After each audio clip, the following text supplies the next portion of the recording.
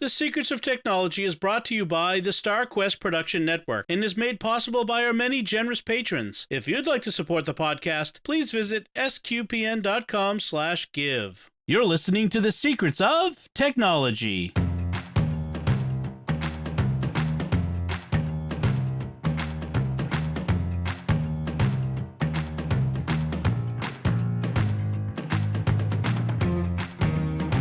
Hi, I'm Dom Bettinelli, and you're listening to The Secrets of Technology, where we discuss the technology news that's important to you from a uniquely Catholic point of view.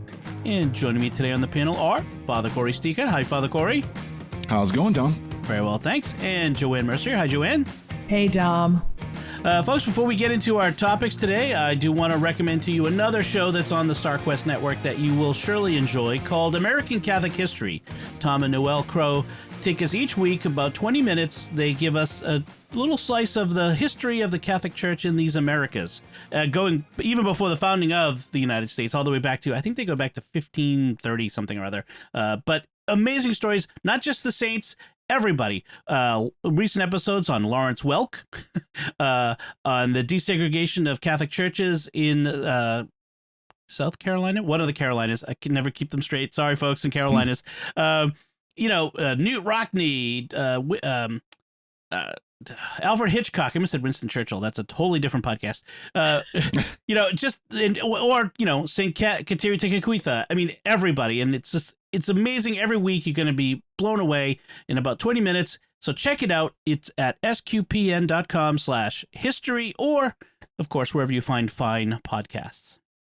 All right, now let's get into today's episode. And I want to first start off with some feedback from a listener, Michael, who is a SQPN patron at patreon.com/StarQuest.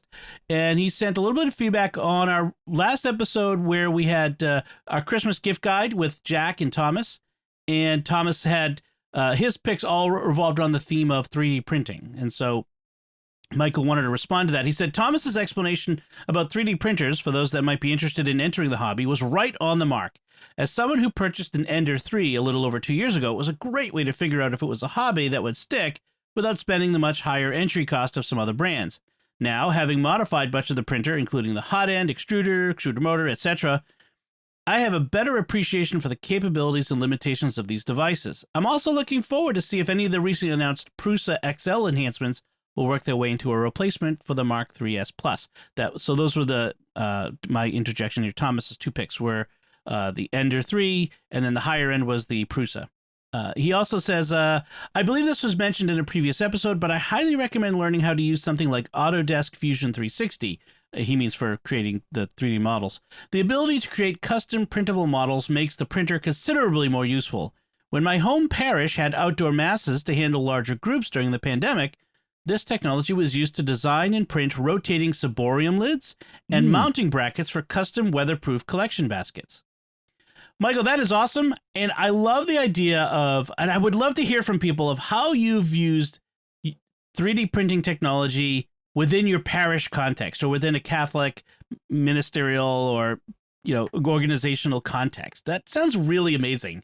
So if you have stories of that, send them in. I'd love to hear it. And if anybody wants to donate a 3D printer to Sacred Heart Parish in will gratefully, the pastor will gratefully accept it. Yeah, well, and that was a great thing was Thomas's recommendation of the Enders was that they were the inexpensive way to start. And so it wouldn't cost a whole lot for a parish. Father Joseph Sund, who's been on the podcast and will be returning soon in January, he works at a high school. He's a chaplain for a high school where they have like a high-end one that's like a $3,600 3D printer. Ooh. It sounds awesome, but they can start as little as a few $100. So, I'm going to have to look into this technology because you had me at printing rotating ciborium lids. Exactly. Yeah. So that's impressive. There's a lot you can do with this technology, and it's only gotten better. I mean, and we'll be talking about it actually fits in with our topic today, but 3D printing has only been around commercially or residentially, for individuals, what, 5-10 years? A decade at most, I think. Yeah. At most a decade. I don't even think that. I don't even think, year 2011, they were really that available. Like you could get some of the like the maker kits, I think were probably just starting to come out about 10 years ago. Expensive and very much people who are very skilled hobbyists at the time. Yeah. But I mean, and now they've gotten almost maybe even easier to use than your regular paper printer. I don't know, because paper printers still are a pain in the rear end sometimes. Well, yes. Well, think about things like, mounting brackets for, cameras, or, like some mundane things that aren't specifically Catholics per se, but then things like, maybe if a bracket for, I don't know, a holy water font breaks, rather than having to order one and go out, 3D print it and, screw it back in, and you're back in business right away. I mean, there's so many of these little things. Thomas was talking about how many things he makes for his wife around the house. Like, she's like, we need a new knob for this cabinet. I'll be right back. And I mean, it's not that quick. It's not like a replicator. That would be nice, but it's pretty quick. So it's kind of awesome to think about this. I'm really, really tempted myself by this technology and one of these days. Well, Christmas got me into home automation, so now I'm going to have to look into 3D printing. Right. There you go. Right, exactly. And I do want to say, Dom, I think it was great that all of us had a chance to do Christmas gift ideas. Yes. I listened to the other two really intently. So yeah, and I think that's going to be our format going forward, because it's nice to have a couple people do it, but to have everyone has such a different perspective on these things that really, Joanne, you and I are going to pick Apple stuff. That's just our thing. Of course we are. and Thomas and Jack, they're picking other things. Although one of Jack's was iPod videos refurbished. So if you heard, he did this company that sells these upgraded, refurbed iPod videos, which is kind of awesome. Nice. But, I would never have thought of a digital bagpipe, Yes, that was new. So I just love that. I hope the listeners enjoyed that too. So we'll try to do that again next year. All right. So we hinted at, and Michael, again, thank you for your feedback. Love it. Folks, if you want to send feedback, send it to technology@sqpn.com. And Joanne, you hinted at this, our topic for today, our primary topic, which is this. I saw this article, this interview with the author of a book, and the question came up. He says technology, as we all know, is improving at an exponential rate. But is that good or bad for society? And as usual with these sorts of things, the answer is both. And so I wanted to talk a little bit about this question and how we approach this this topic. And the thesis of the point is, he says, here's the nugget paragraph. He argues that this rate of technological changes, and the person they're interviewing, his name is Azim Azar. He says, Azar argues that this rate of technological change is leaving the institutions of yore, regulators and lawmakers mostly, in the dust, and leaving society dizzy. He calls the gulf between the rate of technological change and the regulatory capacity an exponential gap, and argues we need to close these gaps in order for these tech advancements to benefit all of society. And I would want to expand that a little bit to say another organization that might be playing catch up, or definitely playing catch up, is the church as well. And so I'd like to add in, how does the church deal with the rapid pace of technological change? So what do y'all think? Just in general, at first. I will say that in our lifetimes, we've lived in really unprecedented technological change. In general, you look in the last century, we've gone from literally cars being the latest and greatest technology to,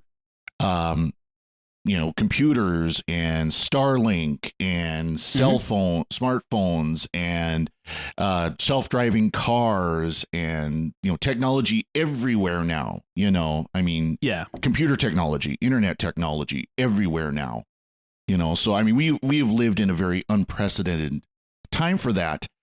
And I think there is a legitimate concern of when technology gets ahead of us, where we don't understand how to use it well, but it keeps advancing. And I think that actually is a legitimate concern that we need to be aware of. Right.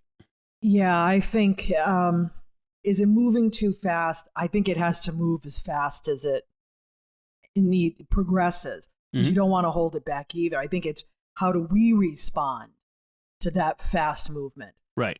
I think back on my own life, which is probably a little longer than Father Cory's, where I started with, transistor radios and handheld large cassette and 8 tracks. Yep. And each one of these things I can pattern through my life. I learned when I needed it and took my time with it. And it's gotten me, that's why I just said, I just tackled home automation, and that's been around for a while, but I needed it. Yeah. So that's the way I've approached it. I think what happens is two things. One, you get people who are like totally afraid of technology, no matter what it is. So they don't want to learn it at all. Or you get folks who are so far advanced that they think everybody needs to catch up in order to, for all of us to live in harmony and peace and love. That isn't going to happen. And the church is a total example of that. I don't think the church came into the technological age until the pandemic. Right. And now it's starting to see. I think some people did, Father Cory. I mean, Yeah. but the majority of them didn't. I'm sitting there kind of nodding my head, kind of like, kind of, sort of, because, I mean, there have been, I mean, obviously the church was using computers and internet before pandemic. Now, were we using it to our fullest? No. Are we using it to our fullest now? No.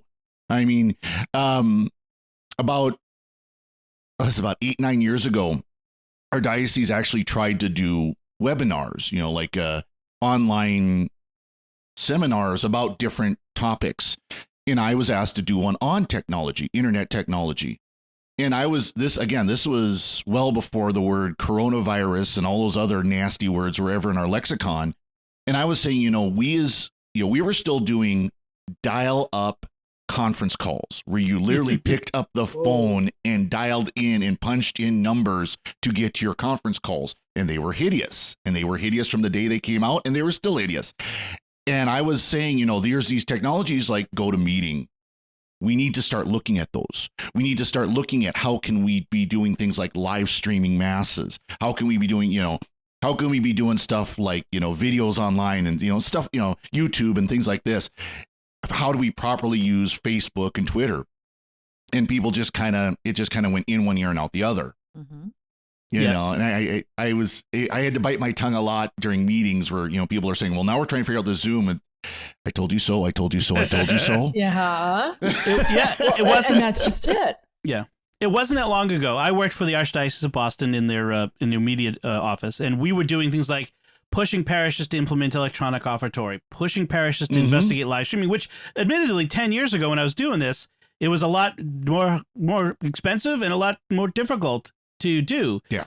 But we were saying we need to start looking at this because this is going to be more important in the future. And I mean, God bless them. The pastors usually were either older and thus technologically resistant, which is what we're talking about, or they were just too busy, and they I got too many other thought things I got to deal with, and so then we get hit by the pandemic, and it's okay. We got to start live streaming everything. How do I do this? And we've got to. We're losing money because people aren't giving in the basket, and we need electronic offertory. It's like yep. And again, it's just not just all about I told you so and I was so smart and you guys weren't. It's the church as an institution, to its credit, moves slowly about some things. That we don't. The church has a long process for declaring saints. Mother Teresa died, and everyone said she's a saint. Heck, we were saying it before she died.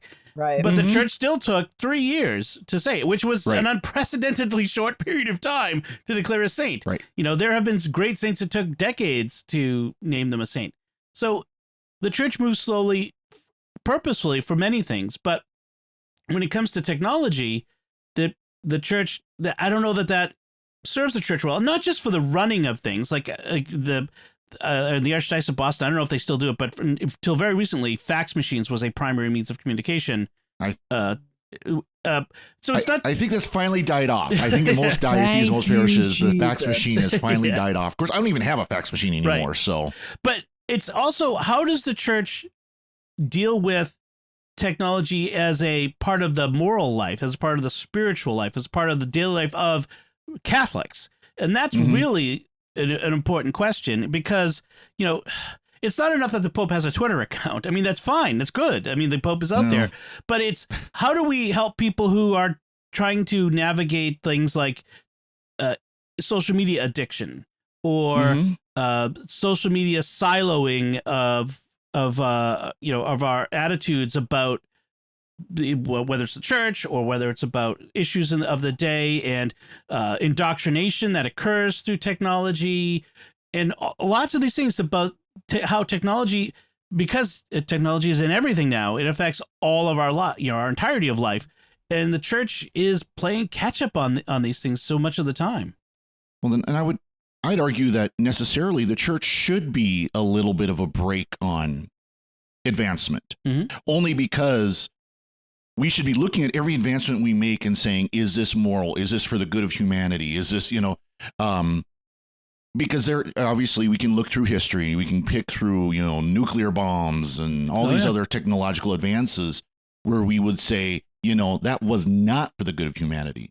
The development of nuclear weapons was not for the good of humanity. Yes, nuclear power is good, but not the weapons, and so the church should be that necessary break, but I would also say that we should be looking at these technologies and say, how can we help people? One thing, talking about, we always talk about the technological gap where, and I think with the rise of cheap smartphones, that gap is narrowed extremely. I mean, it's much more narrow than it used to be.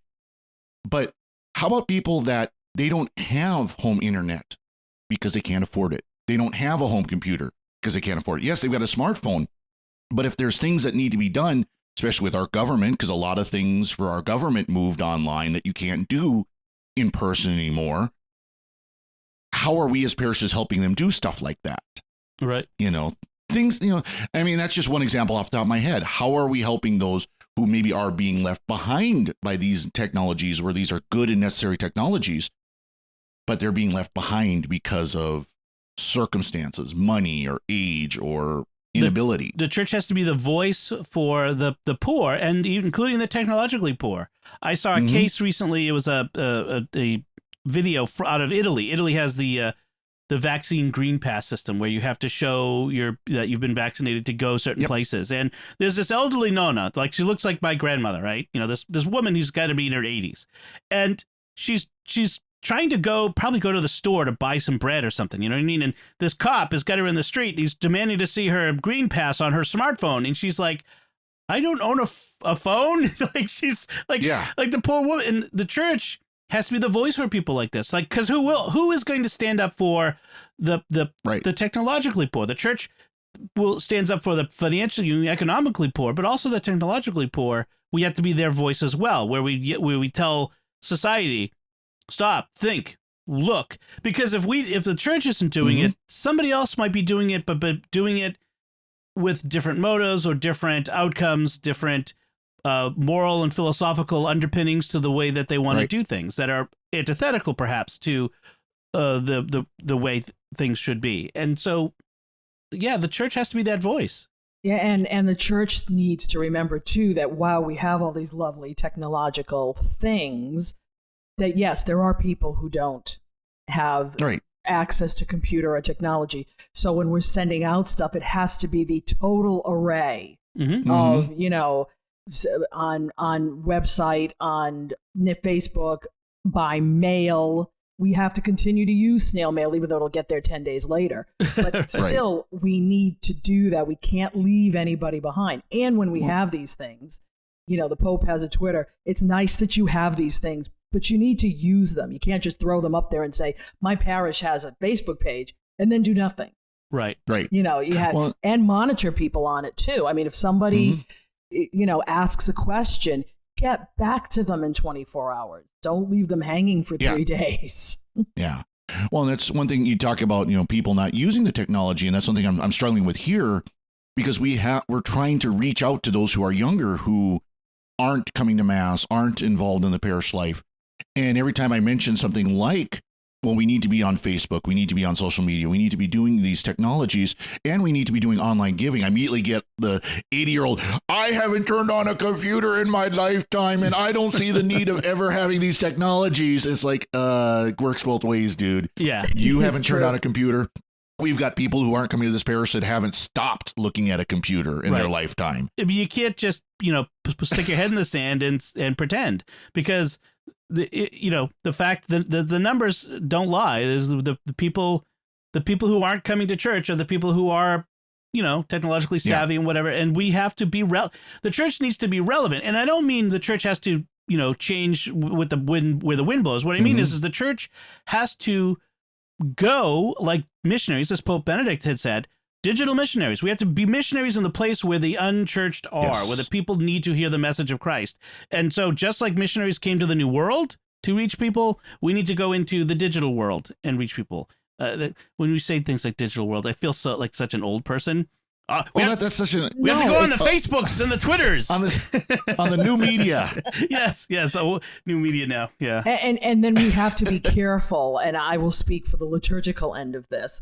We have to be careful when bringing these technologies into liturgy. Yeah. Oh, yes. Because there are so many screens. Now, I'm going to give you my bias on this. Not a fan of projecting anything on a wall. Oh, yeah. No. Yeah. Never have been, as far when it comes to church. Because I'm still an old school musician that says, number one, you need to have a book in your hand because that's a good thing for your brain. And second, that music needs to have notes. You give people words and they don't know where it goes. Even if they can't read music, they can see it goes up or down. So you give them, the brain gets a little engaged. I'm not against using electronic missalettes. That's a lovely thing to save a tree.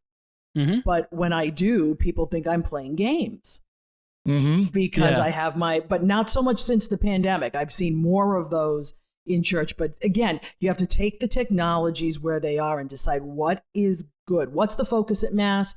What's going on in the sanctuary?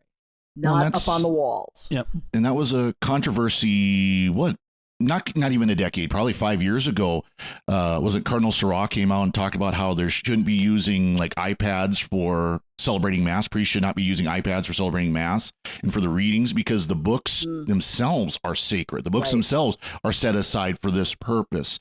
And we need to have that connection to the physical, because an iPad, that priest could take his iPad, like I could take my iPad and then go sit and play video games on it or surf the internet later. Whereas the book can only be used for that purpose. Yeah, and I've joked. Yeah, go ahead. I was going to say that iPad could have been playing Game of Thrones a couple hours ago. And now it's being used for Mass. Exactly. Yeah. And I agree with that we should be maintaining with liturgy. And I understand why people would use like iBreviary on their phone to follow the Mass readings. I really do. But that being said, I still prefer to use the books, still prefer to see people if they're going to look at anything, they're looking at the books, the actual not the actual paper books at Mass. But I have joked, though, that some iPad case manufacturer needs to make one that looks like the Roman Missal. Well, like looks like a Roman Missal case. The book cover, so they should make a Roman Missal case. My father-in-law, his eyesight isn't great, and so he follows the readings. He follows the prayers in the Mass on his phone in large print, right there. He does. And I have no problem with that. Joanne, to your previous point about projecting the songs or anything during Mass, in addition to the notes and stuff, I just think screens is in and of themselves, like especially big screens as opposed to something you hold in your hand, are quality. I don't know, there's something about them that makes them more distracting than simply having a book in your hand. Having screens in the church on the walls or somewhere, whether it's projected or a TV, I like not in like in the vestibule's fine. Put informational screens out there, or digital signage, whatever. That's fine. But I mean, like for liturgical use, I just think that there's something qualitatively wrong about that. That I think it's there's a psychological reason. The word I don't know. We've trained ourselves to tune out when we're watching a screen. That's the point. We've trained ourselves that our focus goes on that screen. And so it can be very easy for, even if all that's on that screen is the text of the Mass that's as it's going on. You literally got somebody there with the PowerPoint slide clicking along with Father or with the readings, and that's all you're doing. People are just going to focus on that. Right. And they're going to miss everything else that's going on. And that's my point exactly.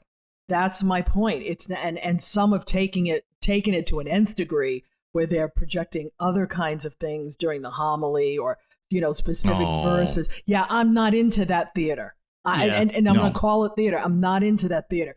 You should be paying attention, even if he's boring, to the man at the ambo.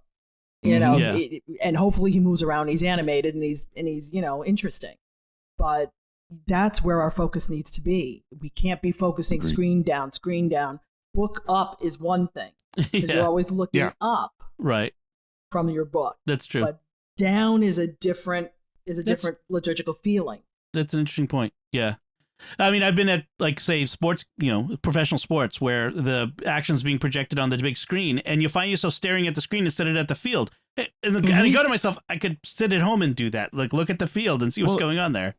And it's funny to go to a game in a smaller park, whether it's like a high school game or like a semi-pro or whatever. Like, we've got a minor league, a rookie league team here in Great Falls. They don't have jumbotrons. And so you can't watch the replay, on the TV. And of course, the immediate reaction is look to the outfield and see where the jumbotron is. Like, oh yeah, they don't have one here. But there's also, go ahead. I was going to say, now the only place that could actually work is in a very large cathedral. Right. If you're sitting a football field away from the sanctuary and it's a special occasion, okay, fine. Papal masses. I've been to papal masses with the screens, and with the only thing. Otherwise, you're just looking at a sea of people. So a screen actually helps you be right. And I would argue, it would be those million people masses that matters. Not even St. Peter's Basilica or something like that. No. The Pope might be about as tall as the eraser head of a pencil, but you know what? You can still see him. Right. You're fine. To quote Hamilton, it's still great to be in the room where it happens. You know what I mean? Yeah. Be present in the room where it happens. So the last thing I want to say about this is, technology isn't bad. Of course, isn't always bad. It's a tool. It can be used for good. It can be used for ill. But if technology moves forward too fast, people begin to mistrust it. They don't understand it, and it becomes scary. And then there's a rise in what's the author of this book calls the pitchfork mentality, where we start to turn against the technology. And I think in some ways we're starting to see some of that, and people sort of mistrust technology that is relatively benign. Certain apps or smartphones, like we start to think of them as magical, scary devices. How does Facebook ad know that my husband and I were talking about? Sorry, I stereotyped it as a woman, but my wife and I were talking about this thing the other day, and it's like, well, it's not. They're not listening to you. It's actually, in some ways a little scary, but interesting.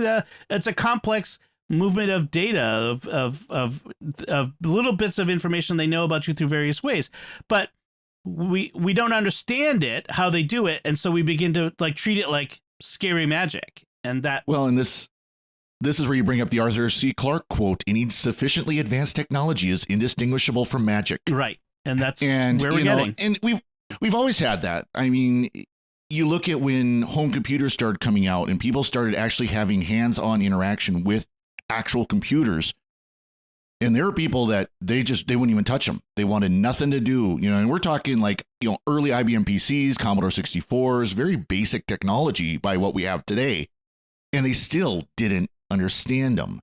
And there are very much Luddites out there, people who purposely are not embracing newer technologies. They don't have smartphones, and they don't on purpose. Yeah. I think I don't hang around with a lot of Luddites, which is probably good for my nerves. But I do hang around with a lot of people who have felt like a failure with technology. That's a little bit different, where they've really given it a sincere try, and then they can't do it. So I get frustrating phone calls every day from friends saying, "I just can't do this, Joanne. I hate technology." It's like, no, don't hate it. Just take it apart, piece by piece, as you would do any other problem, and you'll see it's not scary. I haven't met many with the pitchfork. However, I have been the one sitting there going, "Why does Facebook know that?" Right. Yeah, I've been in those shoes. Well, and I think we're just kind of starting to see the real pitchfork mentality, and part of it is because of fear, but I think also part of it is understanding how we react to the technology. One example I can think of, and I won't mention names, but there's a Catholic personality on YouTube who has really taken to saying basically that no one should be using smartphones, that they should be using maybe, advanced dumb phones, but not full smartphones. And if you ask him, I think he would say, oh, no, that's not what I'm trying to say. But that really is what's coming across. And ironically, this is, again, a Catholic personality who's making his money off of YouTube. And a big part of it is because of just in what he has said publicly, his own addictive personalities. Well, he has admitted that he is very much an addictive personality. Yeah. And the smartphone is another thing that he gets addicted to. Well, the problem with that is he's blanket saying, well, everybody's got this problem because I've got this problem. And I think that's something to watch out for when it comes to technology, that we can have our personal issues with technology and spread them out across. And that's where this pitchfork mentality comes out of, saying, well, I don't understand technology, so no one should understand technology. Yeah. And technology should not advance because I find it scary. Well, okay, you find it scary. The rest of us don't. Like, I know the person you're talking about, and I do disagree with him on this. Absolutely, and I do too. I mean, actually, the one smartphone that he's mentioned, I really kind of like, and I'm thinking about, or dumb phone he's mentioned, I actually kind of would like to investigate someday. But anyways, you're gonna have to clue me in. I don't know who this is. Oh well, Well, we'll talk offline. But folks can find it if they want to. Okay. I think it was you, Father Cory, and maybe it was someone else who recommended recently a pick that was a not dumbed down smartphone, like a limited smartphone. Yeah, no, it was me, and it was based off of his recommendations. But I like I said, this is a phone I want to investigate. It's got a couple of features missing that I need to use it. Yeah, because I would like to get away from the smartphone personally. Right. Because I know my personality with the smartphone, but it's not because smartphones are bad. It's because I know I don't have the self-control necessary. I suppose, and I think that's the difference. The question is he's kind of getting to is, does anybody have the self-control necessary? And so I think it's more of the blanket case. In any case, it's a very good topic, and we're certain to come back to this in the future. There's plenty to say about this on an ongoing basis. So we will definitely be talking about how the speed of technology. I mean, it's the core of why we talk about this from a faith, technology from a faith perspective. Before we move on to our next segment, I do want to take a moment to thank our patrons who make it possible for us to create the secrets of technology, including Carla S., Charles H., Matthew S., Alan and Melissa K., and Masij B. Their generous donations at sqpn.com/give make it possible for us to continue the secrets of technology and all the shows at StarQuest. You can join them by visiting sqpn.com/give. And Masij, I'm sorry, that's not how you pronounce your name. It's a Polish name, and I have no idea how to pronounce it, but I'm sure you're used to Americans butchering your name, and I apologize. So let's move on to our headlines. Our first headline comes out of South Korea, and this is interesting. South Korea is going to start using virtual reality to determine if elderly drivers can keep their driver's licenses. We don't have... this is scary. Yeah. Well, we don't have details on exactly what this will entail, like what sort of tests they're going to do. But this article that I'm going to link to, it references a research project that did something similar. And so they're kind of betting that what South Korea is going to do will be like this. But they start off by saying that Korea doesn't have conditional licenses for elderly drivers like a lot of countries. A lot of countries, especially in the United States, there's a lot of states where when you reach a certain age, you have to start getting either you get tested more often, or we've all heard those stories about the 80-year-old driver who mistakes the brake for the accelerator and ends up in the middle of the pizza place. That sort of scary story, and then the things that the children of elderly drivers taking away their keys, and my family has gone through that recently ourselves with my mom, who is suffering from early forms of dementia and still thinks that she should be driving, which is a scary thought. So in South Korea, they're talking about using virtual reality where it would, this particular kind of virtual reality testing tests driving, cognitive, and memory skills using driving simulations under a headset. And, they'll throw something like you're driving down the street and suddenly a dog will jump out. And one of the things that makes this better than what they used to do, which was like they had a computer screen, is it's immersive. And so it feels more real. People are going to react more honestly, I think, to these sorts of things. So what do y'all think of using VR tests to test whether you should be able to keep your driver's license? As one who's been driving since she was 16 or earlier, I think that is, this is legit, because the older the boomers get, and I'm at the end of the boomer line, we've been driving all our lives. So we believe that we should be driving no matter what. And I think some of us need to be weeded. And I also think some of us need continued training as we get older. I know that my reactions are still pretty quick, but my peripheral is different. So I'm a little bit slower when I look from side to side now, and I can tell the difference. So I'm hoping I can police myself, but something like a VR might be a good thing.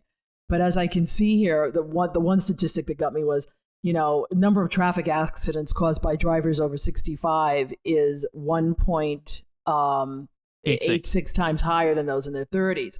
Okay, that's probably because I'm finding younger people drive slower. No, I am in all seriousness. I am finding that the younger ones are more like the American Graffiti types. They're out cruising and they're doing their thing and they're looking at their phones. Right. Oh yes. And they're not moving. So we older people are like get out of the way. and I think there's some of that going on. Okay, but they're causing the accidents over 65 as opposed to under the 30s. So it's because the under 30s aren't the ones causing. They're saying that the older people were the ones cutting them off. Well, they're driving with the phone in their hand. Yeah. I'm saying let's be honest. Let's not blame the young people for the older people. I mean, that's been a concern for a long time, is people as they age, their ability to drive. And it's always been statistically, older people are more likely than someone who's middle age or a little younger to cause accidents. I think this is a very good thing. My mom can't drive because of some medical issues she has, but my dad he's kind of right on that point where we have to start watching him. I mean, he's fine. He drives just fine right now, but he's right at 70. So it's that point where you got to start being concerned. Honestly, this needs to be for everybody. Yes. Everybody should have to go through this every couple of years. And I don't mean like when you renew your license. No, like every 2 years you have to go and be renewed. Montana went to 8-year license renewals. I think that, because there are some horrible drivers out there and very few of them are the old people. Right. Let's just put it that way. I mean, it's just people don't know how to drive well. And so I would argue that this needs to be for everything, but it would make it a lot easier, I think, for kids of elderly if they can say, no, you went to the state said you can't drive anymore. This isn't just us. This is, because the state is going to renew until kingdom come in most states. You take one driving test, and that's when you first got your license, and you never set foot in the car with an instructor ever again. Well, that's the thing is that some states are actually implementing these relicensing tests for older folks. So it's coming there, but they're doing actual driving tests. And vision tests and some stuff like that. But this is putting people in like in an on the road driving test. You're not going to put someone in they're just driving on the road. But if you put someone in a crisis situation in virtual reality, then you see really how they can react, not just how they do on the road. So I think this is a good idea. I mean, I'm not in the elderly driver standpoint yet, so it's easy for me to say. But I would hope that at some point when it's tough to give up that independence, that's a tough thing. But I hope that when the time comes that my kids will take my keys and start driving me around. And by the way, Joanne, I am one of the younger people that does drive fast, as the handful of speeding tickets in my record show. Oh. Now, I just want people to drive the speed limit. I agree. I mean, on a 50-mile-an-hour road, I just want people to drive 50 and not 35. That's all I care about. Yeah, I agree. So let's move on to our next headline. This is an interesting one. I think you brought this to my attention, Joanne. This story about this company out in LA, because of course they have this new AI technology, artificial neural disc jockey, or Andy. And what they've done is they've recorded the voices of, and in fact, the story talks about one particular disc jockey. They've recorded a voice using hours and hours of him reading for this specifically, and they've recreated his voice in artificial intelligence so that he can become a robot DJ, right? They can program it to say whatever they need to, and they propose this as a benefit in a couple ways. One thing is like, for instance, this particular disc jockey has lymphoma, where he's potentially going to lose his voice, or perhaps it could take his life, and his voice will live on beyond. He's a famous DJ for over 30 years, and so and in demand. So his voice could live on not only for the sake of his family to hear his voice, all the regular recordings could do that, but also to provide income for the family as a legacy. They could continue to license out his voice for radio work. And this company says, yes, we could have voice actors who could be prolific. They could make all kinds of content, without having to actually read it out loud. They could, they're in demand, so they can do this. Of course, there's the flip side, which, for every upside of a technology, there's a downside. Deep fakes, is it good that we have actors living on beyond death, for instance? Like, once Tom Hanks and Tim Allen pass on, will we still have them doing Toy Story 7 and 10? Is that something we want to have? So what do you think of this? AI, the upsides and pitfalls of AI voices. Well, no, there's a story in Star Trek production that before Majel Barrett died, of course, she was the voice of the computer on all the TNG series, TNG Voyager, DS9. She recorded phonemes, the parts of sound that make up syllables, so all of them, so that they could use her voice as the computers. Now, obviously, new production hasn't done that. New Star Trek production hasn't done that for whatever reason, and I kind of wish they would, because it's kind of cool, but in the same time, it is a little creepy that they can keep that going, that she could be speaking even though she's been dead for well over a decade. Yeah, that is kind of weird. So yeah, but it's kind of an interesting idea, and it's like, talk about the radio situation, like the radio DJ, you listen to Sirius XM, those DJs aren't live. They go in, they record whatever their recordings are for the day, their little interstitials for the day are, and they're done. They're not sitting there for 5 hours doing a shift.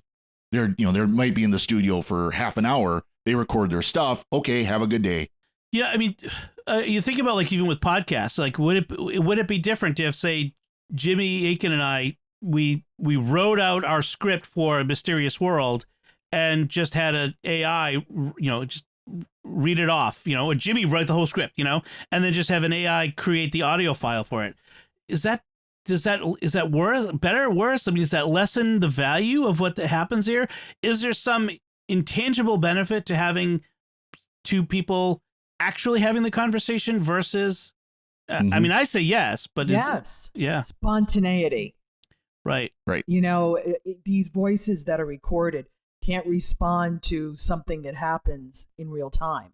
So if something were to happen, like a catastrophe, they wouldn't be able to say, stop the presses, here's what's going on. They'd be droning on and on their regular script. I unfortunately, I didn't send this to you, but I found it very fascinating.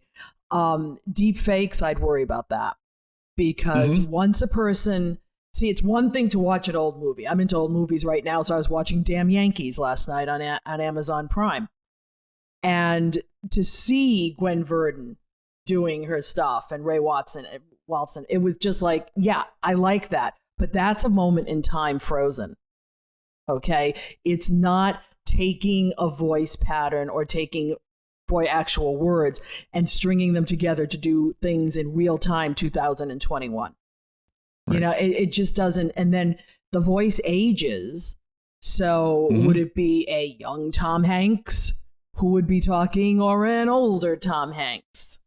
You know, right. So, you know, I don't mind. I get really nervous when we're talking about living after, you know, continuing after death. And so I get nervous because I just think it takes the humanness out of the person who is here and any kind of spontaneity. Right. In reacting to immediate events and stuff like that.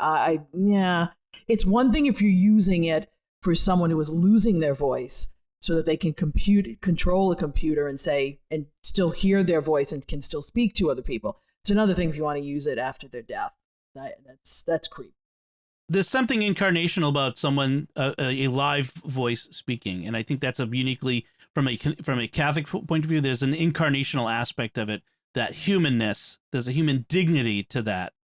So I think, Father Cory? Now, kind of an interesting tie-in on this, though, is how about recovering recordings from before that someone made when they died? What I'm thinking of as an example is in the 90s, they brought out Beatles anthology CDs. And one of the things they did on these CDs is there were some recordings, some just very amateur recordings, you can say. They were just simple recordings that John Lennon did. I think like a year before he died, of songs he had written. He was playing them on a piano and singing into a recorder, you know, simple cassette recorder. And they remastered those recordings, and the rest of the Beatles came in and sung with them. Yeah. Is this a similar idea, though? Because, of course, John Lennon was, by this point, he had been dead for over 10 years, and the rest of the Beatles were live, you know.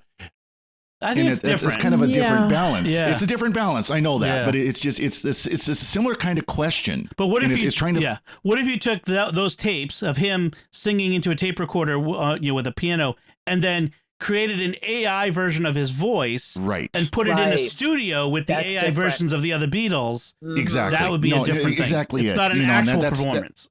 You know, where it's not an actual performance. And I agree with you on that. It's just bringing that up to kind of say, there is a point there where you can say, I mean, this was a live recording of John Lennon during his life, matched with live recordings of the other Beatles during their life. That's so, I mean, key question.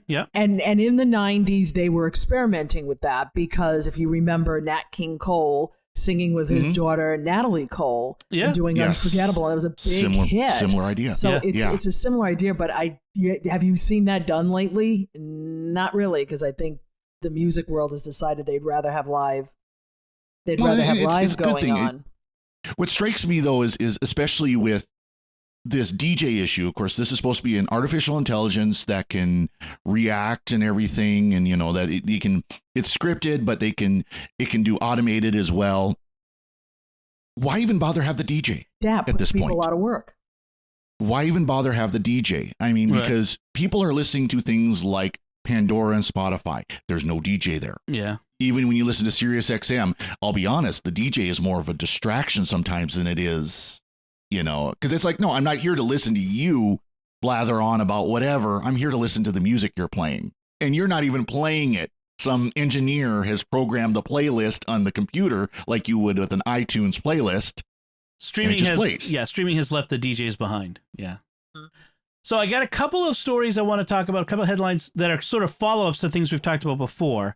In fact, I think last week we talked with Jack and Thomas about AirTags being this police department in Canada warning that AirTags were being used to track luxury vehicles by car thieves.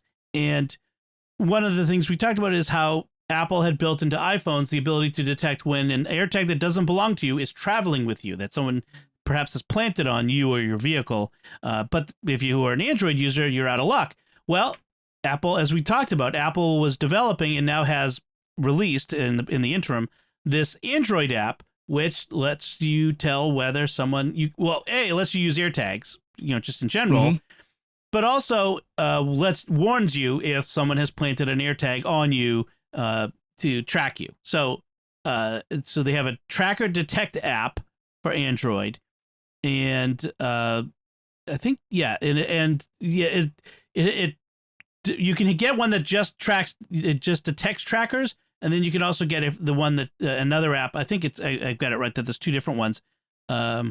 No, it's one app. It's one app. Sorry, it was a little ambiguous when I first read it, but I'm looking at it now, and so it's one app called Tracker Detect that tells you whether whether there's an AirTag near you, and that sort of thing. So, if you think you might be concerned, just throw this little app on your phone, and it will let you know if someone's tracking you with an AirTag. So Apple, now that you've figured out how to do Android apps, I've got a couple other things you could add to the list. iMessage. I'm sick of green bubbles. Yes. But, iMessage blue bubbles are a thing that apparently brings people to the iPhone. Well, and the problem is iMessage, if you send me an iMessage, I can only get it on my iPad. Right. Yeah. Right. If I send it, like, say, from my Mac to you, it only shows up on your iPad, whereas so as a sender, I have to think about how I'm sending it, and I don't like that aspect of it, and it's really kind of annoying. So that's a reason for Apple to upgrade. Yeah. I don't see iMessage as a killer app as much as Apple thinks it is, but for some people it might be. It's just annoying because it's more separation that doesn't need to be there. That's true. That's true. Right, and when you're on with like your parish, okay, and your parish staff, and not everybody wants to go to Slack, and not everybody has an iPhone, it becomes terrible because some people don't get what you're sending, and now they're out of the loop. Yeah. But on this particular thing, this is a very good thing that, is. I mean, I don't know how many of us have to worry about this, but the fact that, because I mean, they talk about like stealing cars, but what about a estranged stalkers and husband, wife, stalker, something like that? They can do this pretty easily too. Or just a random, somebody wants to hurt somebody just for the heck of it. For $30. Yeah. It's not that expensive to track somebody down. Getting GPS trackers to put on people used to be a much more difficult, expensive thing. It's not as much anymore. Exactly. So good on Apple. Thank you, Apple. And then the other thing that is sort of a follow-up, we had an episode about 6 months ago where we talked about Tech Memento Mori, and I'll put a link to that episode in the show notes, where Pat, Scott, and I talked about, technology to help us for when we pass on, or when the loved ones prepare for when they pass on, to help us recover, to make sure that we have our data and that we don't lose things. We talked about how hard it is for people to get into the iPhones and iPads and that sort of thing of loved ones who've died. Well, Apple had announced, and now in iOS 15.2 has released, the iPhone Digital Legacy feature. And we'll put a link in the show notes that tells how you set it up. I would encourage you to set it up on your phone, to upgrade and set it up on your phone if you're an iPhone user right away. If you are, and to tell all of your iPhone using friends and family to do this as well, because it's so important. Because without this, anything that's on your phone is lost when you die. Already done. Did it this morning because my husband, while I have given him complete instructions on here are the password, we share LastPass, right? We do all of that, he will not remember.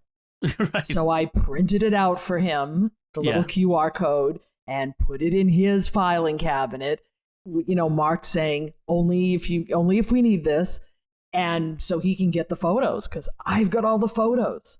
And so the way it works is, as you mentioned, you set it up, you pick a contact, they will get a message, but you also it has a QR code that you print out, and when the time comes, you need the death certificate, and you need this QR code, and it's got a recovery key basically on it. And you go to the Apple's website, digital-legacy.apple.com, I think it is. It's in the show notes, so you'll see that. And then you enter the information, and you get 3 years from the date of that you start the process. 3 years access to that. So you have 3 years to download everything. You can have multiple contacts, legacy contacts. If you do, let them know that there are more than one, so that someone doesn't go, okay, I'm done with this, I'm deleting it, that sort of thing. So everyone knows that there's multiple people who have access to this. And I encourage you to have multiples. Like, say, if you're married, have your spouse, but also have someone who doesn't live with you, say a sibling or lawyer, maybe, I don't know, that maybe, I don't know if a lawyer wants to do this, so that if, God forbid, something happens to the two of you at the same time, like an accident, again, somebody has access to this stuff who isn't the two of you. It works for anyone over the age of 13, so presumably, and you can even designate your minor children, frankly, as a legacy contact. So that's kind of interesting. When I did it, I have a family group with my wife, but also all my kids, and it offered to have all of any of them be my legacy contact. So check it out, get it done. Yeah, totally agree. And if you're an only child like I am, get a good friend. Yes. Who is good, who's technologically savvy, who can actually do this in case anything happens. No, it's a very, very good thing, and definitely more apps, not just Apple, but more things need to have this kind of capability where make it easy to get in. So yeah, and we mentioned in that episode that Facebook has a legacy, like memorializing a page sort of feature and that sort of thing. So I think more and more companies are realizing they need to do this and get on board. So the data that you can access includes photos, messages, notes, files, apps that's been downloaded, device backups, and more. Certain other information like movies, music, books, or subscriptions purchased with the Apple ID is not available. Like, so you can't get you can't take over their movies and that sort of thing. Nor can you get access to the data stored in a keychain, like payment information and passwords, which, that makes sense. That makes sense. All right. So that is it for our headlines. So those are two good follow-ups I like there. So let's move on to our picks of the week. So Father Cory, why don't you go first? What is your pick this week? So my pick itself is kind of boring, but there's a bigger story behind it. So the pick is an outdoor TV antenna made by GE, or at least labeled as GE. Of course, General Electric's, I don't think, has made a device in about 30 years. They outsourced all their production since.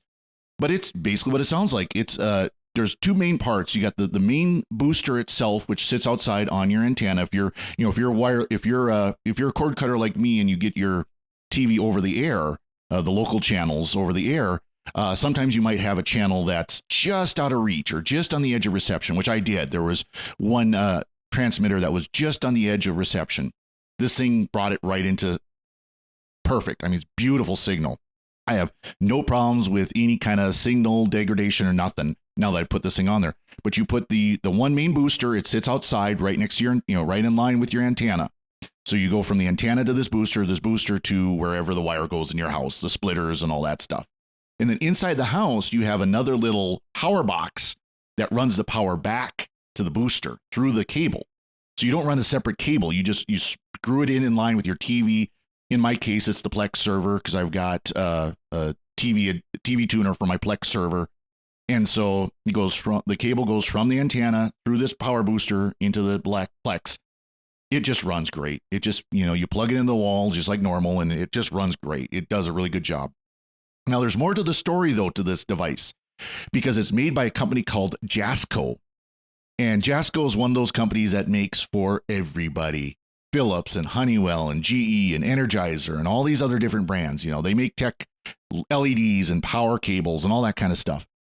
Well, this is a company that, now, I haven't explored this deeply, but they claim that 50% of their net profits go to humanitarian causes.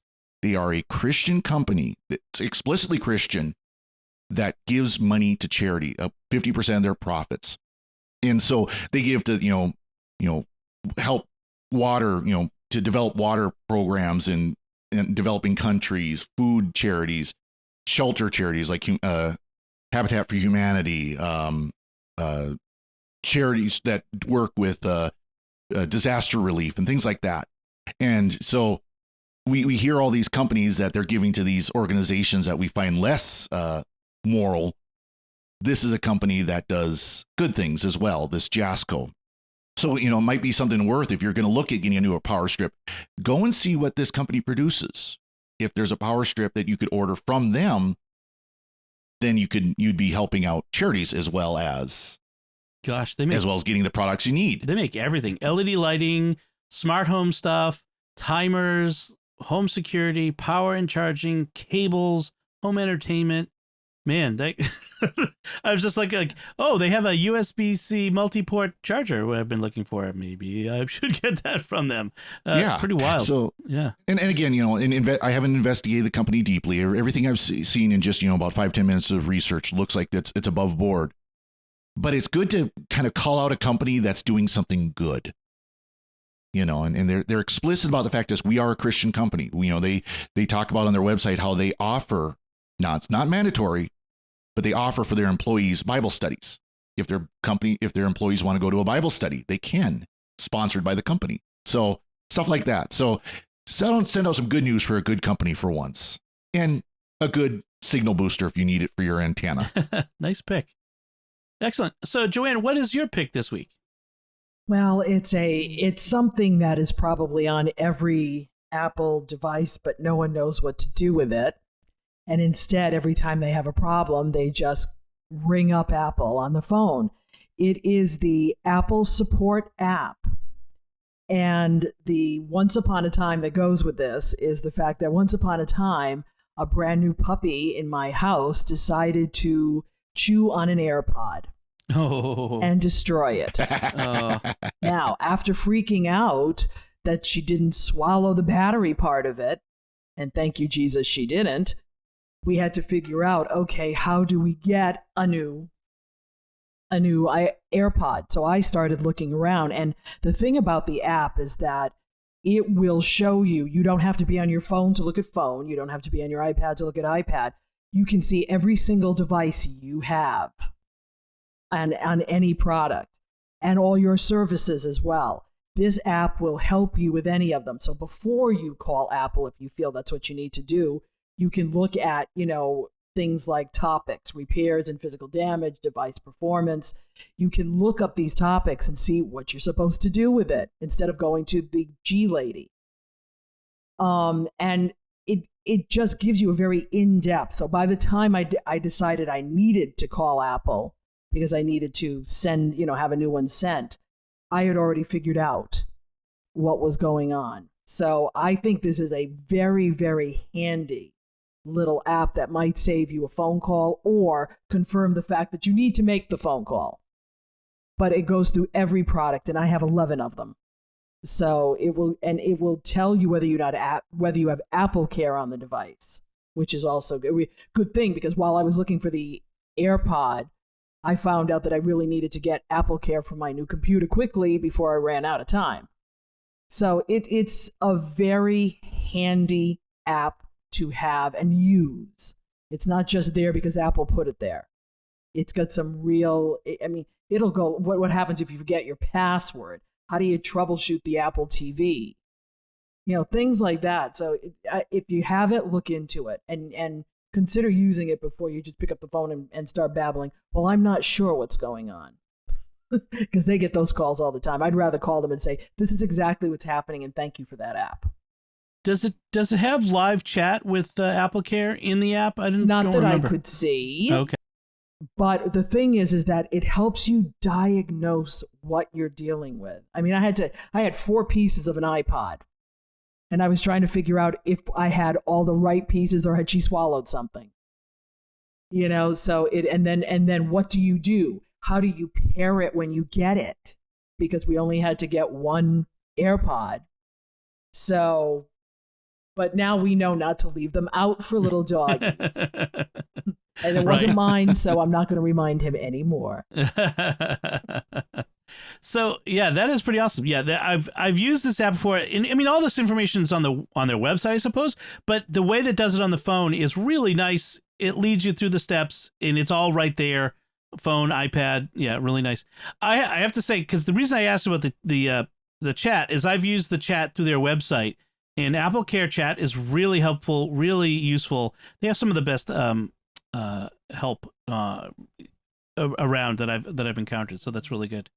Awesome, good pick. Everyone should, if you don't have it on your phone, you should, or your iPad, your iPhone or iPad, you should download it. So my pick is an app that's available for both iOS and Android called Sky Guide, and what this is it's an astronomy app. What I love about this is it's chock full of information. It's got all kinds of great stuff in there. But the best part of it is it uses the gyroscope in the phone, so that you hit this you open up the app, and if you hit the there's a little icon of a compass. It starts moving as you move the phone around. It changes what it's looking at. So if you say, "What is that star right there?" You hold the phone up in the sky, to the sky. It will show you what's in the sky where the phone is. Even better, there's an additional mode where it will see through. It'll turn the camera on and overlay the constellation information on what is in the view of the camera. So, like, what is that bright spot thing in the sky right there? Oh, that's Jupiter. And then where's Orion? And then you see the constellations. It's all there, and it's got all kinds of other stuff. You could see auroras, you could see satellites, and you get where's the ISS at any moment. It has other information about space news, anything astronomical news. If you Geminid meteor showers, like say that we just had the Geminid meteor showers this week. If where do I look for the meteors to be coming from? Oh, they're over here in this part of the sky. It tells you these things. So it's a great little app. I should look up. Yeah, I'm looking at it right now. What is it looks like it's free, but there's in-app purchases. Okay, yeah. I don't even remember what the purchases are, but I don't think I've ever bought anything in it. It's available. Sold. Yeah. You can even get it on your Mac, which is kind of interesting because a Mac running Monterey will allow you to run a lot of iOS apps. You can't. I don't think you want to hold your computer up to the sky, but it's a nice way to get some information, from while you're sitting at your desk. So I'm trying to look at what there's the Pro. You can spend up to $40 to get everything unlocked. There's a $4, there's a $5 Pro thing, and then there's a $2 like all constellations. So there's various things. I'm not sure exactly what everything. There's a. Yeah, you can get. By the way, Dom, I hate to contradict you, but there is a Sky Guide for Android, but it's not this app. Well, they say that it's on their website. Nope. Fifth Star Labs. Okay, must be a different one. Sorry. Okay, sorry about the misinformation. Sorry, I hate to contradict you, but no, because I want to make sure no one got misled, because there is an app out there called Sky Guide. Hasn't been updated since 2015, and it looks pretty pitsy. So. Oh, okay. Sorry, folks. Thank you for the correction. I must have, when I was Googling the link, I must have seen something wrong there. So, but anyway, at least with this one, if you're iOS or Mac, it's a nice. But the iOS one looks really sweet. It's a pretty, and I love we use it all the time in my family where we, it's like, oh, what constellations are we looking at? And we do the whole see through the viewfinder, through the camera thing, and it's just amazing. It's kind of awesome the way they do that. So, all right, then I will update the link and make sure it doesn't say Android on it. All right, let's wrap things up at this point, and I want to first encourage the listeners to send in your feedback and let us know what you think of our discussion. If you have any tips, any topics you'd like us to discuss, anything like that, you can let us know by commenting on the show at sqpn.com/technology or at the SQPN Facebook page, facebook.com/StarQuestMedia, or send an email to technology@sqpn.com. We're also on Twitter where we're at SQPN, and we're on Instagram where we're at StarQuest Network because SQPN wasn't available. And we're all the places. You'll find links from our discussion and our picks of the week on our show notes at sqpn.com. Be sure to write a review in Apple Podcasts or one of the podcast directories that allows them.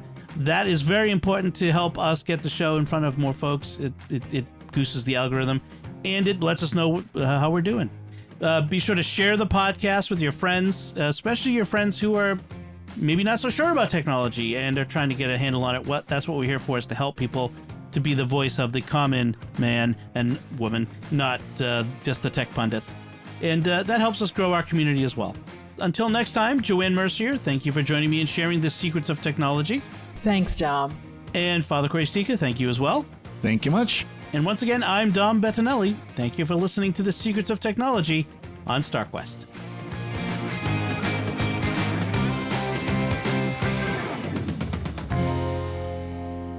Hi everyone, this is Dom Bettinelli, CEO of StarQuest, with a special message as we approach the Christmas season. This past year, the StarQuest network has continued to expand our mission of exploring the intersection of faith and pop culture through our many entertaining and informative programs. Now we need your generous financial support to reach new audiences with more of the life-changing and uplifting programming we've been creating for more than a decade. That's why it's very important that we hear from you this Advent and Christmas, the time when nonprofits receive most of their support for the year. If you are already a supporter of StarQuest, we thank you and ask you to prayerfully consider increasing your support at this time. If you're not yet a supporter, please become one now. Every gift counts. Could you give $15 or even just $10 per month? Whatever level of support you can offer, please show your support for SQPN this Christmas. And remember that your gifts may be tax deductible. Just go to sqpn.com/give. That's sqpn.com/give. May God bless you this Advent, and may you have a blessed Christmas season.